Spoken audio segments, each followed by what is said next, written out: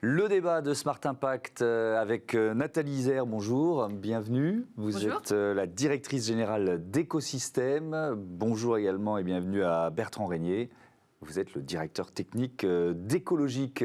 Deux entreprises, deux éco-organismes qu'on peut présenter pour commencer. Nathalie Isère, c'est quoi Écosystème? C'est quoi votre mission?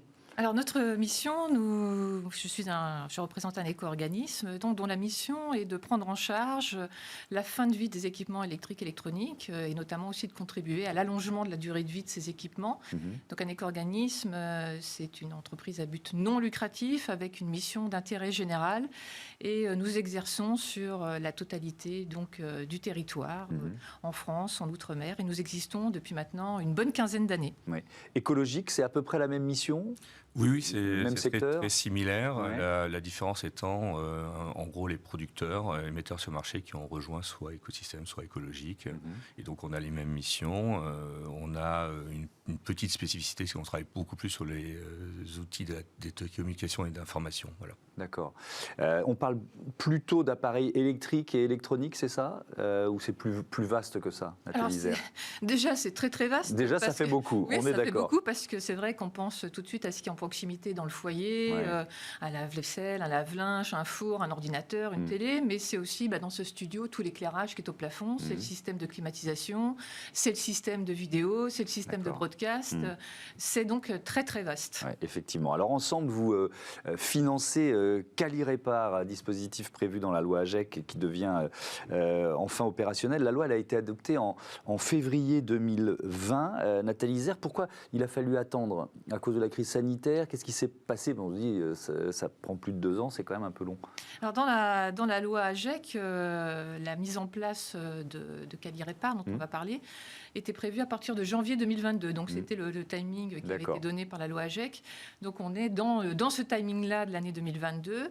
Et la loi AGEC a aussi prévu tout un dispositif aussi accompagnant l'allongement de la durée de vie des équipements, donnant des informations auprès du consommateur. Et c'est tout un programme qui s'étale justement jusqu'à 2023. Donc 2022 étant une des étapes pour les équipements électriques et électroniques. Bertrand Régnier, c'est un fonds réparation. Ça veut dire quoi un fonds réparation? Comment ça marche? Alors le principe du fonds réparation, c'est que les consommateurs, quand ils vont faire réparer leurs équipements en panne, s'ils vont dans un opérateur qui va être labellisé, ils vont avoir droit à un soutien financier qui va réduire finalement leur facturation de réparation.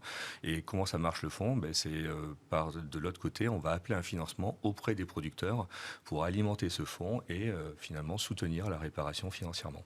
D'accord, donc ce sont les producteurs de ces appareils électroniques et électriques qui vont abonder le fonds, c'est ça, pour bien comprendre? C'est ça, en fait, en fonction des produits qu'ils ont, en fonction du dispositif de réparation, ils vont contribuer par la modification du tarif de l'éco-participation à ce fonds, en augmentant finalement le tarif de vente de leurs produits pour alimenter ce fonds. Et avec les petits montants qu'on va avoir, on va mettre un soutien qui va diminuer la facture du consommateur. D'accord, avec une enveloppe qui est prévue de 410 millions d'euros sur 6 ans, et un label, le label Quali-Répar, on l'a vu s'afficher. Que doivent faire les réparateurs qui veulent obtenir ce label? Alors ce label, il est très important puisque on a parlé de la loi AGEC et une des dispositions de la loi AGEC, c'est de lutter contre le gaspillage et donc d'apporter des outils pour allonger la durée de vie de ces équipements-là. Et la réparation est un des moyens d'allonger la durée de vie des équipements et de nombreuses études ont montré qu'un Français sur 4 avait rencontré à un moment, au cours de l'usage de son produit, un besoin de réparation. Et malheureusement, il ne trouve pas toujours la concrétisation parce que c'est trop compliqué, je ne sais pas où trouver l'information, est-ce que le réparateur à qui je dois m'adresser, est-ce que je vais avoir confiance? Et puis cette réparation, finalement, les 2 tiers des Français qui ont échoué dans ce parcours de réparation nous disent mais la réparation, elle est trop chère. Oui. Et donc, souvent, la réponse qu'on nous fait, là, c'est vraiment une question de consommateur, c'est oh là là, ça va vous coûter aussi cher que d'acheter neuf, vous feriez mieux d'acheter neuf, quoi. Le nombre de fois où on m'a dit ça. Exactement. Donc, tout l'objectif de ce fonds réparation, c'est de contribuer à faire évoluer donc le comportement du consommateur et à l'orienter vers la réparation plutôt que vers le remplacement d'un équipement à neuf. Et la première étape de ce fonds réparation, c'est de donner confiance donc au travers d'un réseau de réparateurs qui va être labellisé, donc avec le label Quali-Répar, donc qualité de la réparation, Ce référentiel, ce label, s'appuie sur des éléments où on va s'assurer, donc écologique et écosystème, que le réparateur a bien toutes les qualifications professionnelles, qu'il a aussi respecte la réglementation, etc. Donc il va pouvoir être visible en tant que réparateur de confiance pour le consommateur. Donc il va être là aussi visible, et ça c'est des éléments importants, c'est-à-dire qu'on va le rendre visible, on va le géolocaliser, on va communiquer ce réseau de réparateurs labellisés au travers d'un annuaire de la réparation. Donc le consommateur qui veut faire sa réparation va pouvoir sur Internet voir ce réseau de réparateurs Quali-Répar qui aura été validé, en quel il aura confiance. Ouais. Et ensuite le deuxième dispositif, c'est ce qu'évoquait Bertrand, c'est comment on peut lever ce frein du coût perçu de la réparation, et c'est le bonus réparation qui va venir diminuer le coût de la réparation pour le consommateur. Donc un réseau de réparateurs labellisés Quali-Répar, un réseau de confiance sur l'ensemble du territoire, et une réduction du coût de la réparation pour le consommateur. Oui, alors justement, Bertrand Régnier, ce coût, ça va être un différentiel de quel niveau en pourcentage, si on peut l'évaluer ? Sur le coût d'une réparation ? Ouais. Alors, d'après nos calculs et par rapport à ce qu'on a fait avec tout le travail et toutes les études qu'on a menées collectivement avec Écosystème, on est dans un soutien de l'ordre de 20% à peu près du montant des réparations. Ça va dépendre un peu des produits, ça va dépendre un peu de leur prix de réparation. Des petits produits, on va dire on est autour de 15 €, des gros produits autour de 30 € pour l'instant, mais tout ça on va le suivre, on va regarder aussi comment ça se passe, et voilà, c'est un peu l'ordre d'idée. Cette enveloppe de 410 millions d'euros sur 6 ans, elle peut évoluer aussi, parce que imaginons, j'imagine que vous tablez sur un nombre de réparations par an, mais que le succès soit encore plus au rendez-vous. Vous voyez ce que je veux dire ? Alors ça peut évoluer. L'engagement qu'on a pris, c'est qu'on définit un dispositif qu'on va appliquer. Il n'y a pas de limitation à ce fonds sur le fait de sa réussite. D'accord. Par contre, on pense que les moyens qui ont été mis en place et les produits qu'on sélectionne et la montée en charge nous permettront de tenir ces budgets. Mais c'est vrai que si nécessaire, on pourrait faire évoluer ce fonds et faire évoluer potentiellement à la hausse le montant nécessaire et donc le financement. Ouais. Bertrand Régnier, il y a un frein, vous avez évoqué certains des freins, mais il y a un frein aussi lié à nos habitudes de consommation sur les produits notamment électroniques, numériques. On s'est habitué à changer, alors pour certains tous les ans, pour certains tous les 2 ans, etc. Et donc on se dit, mais je veux toujours être à la pointe. Vous voyez ce que je veux dire ? Le frein de l'évolution technologique, comment vous pouvez le combattre d'une certaine façon ? Par la réparation, ça c'est potentiellement compliqué. Ben oui. Donc, alors je pense que le point important, c'est que il y a de la sensibilisation et de l'information forcément autour de ça.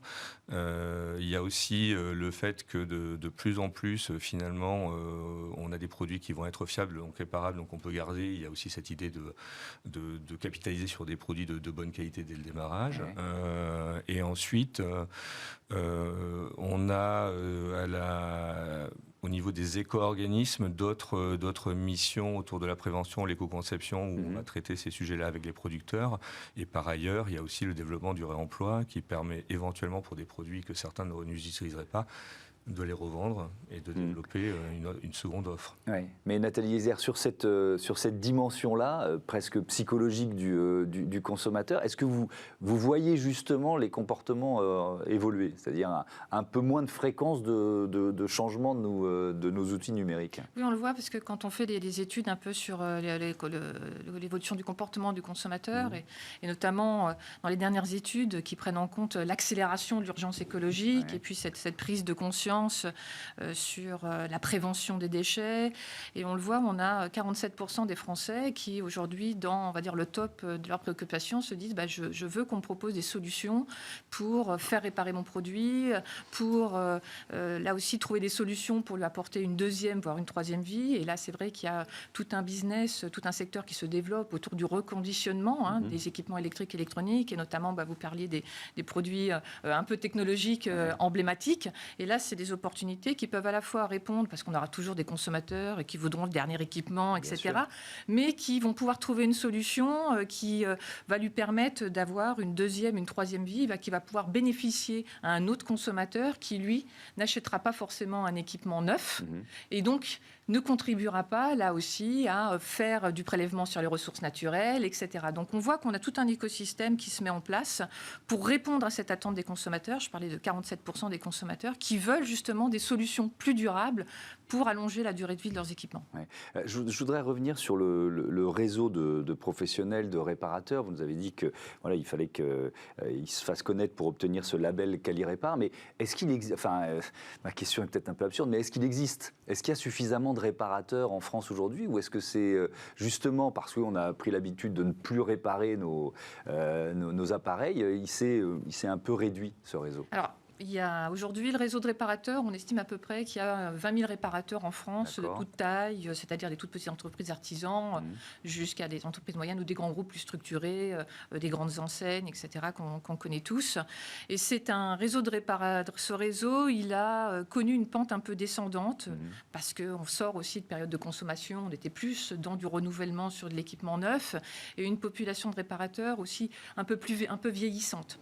Donc tout l'enjeu aussi de comment on va répondre à ce fonds réparation et à cette attente aussi des consommateurs, c'est là aussi de donner de l'attractivité à cette profession.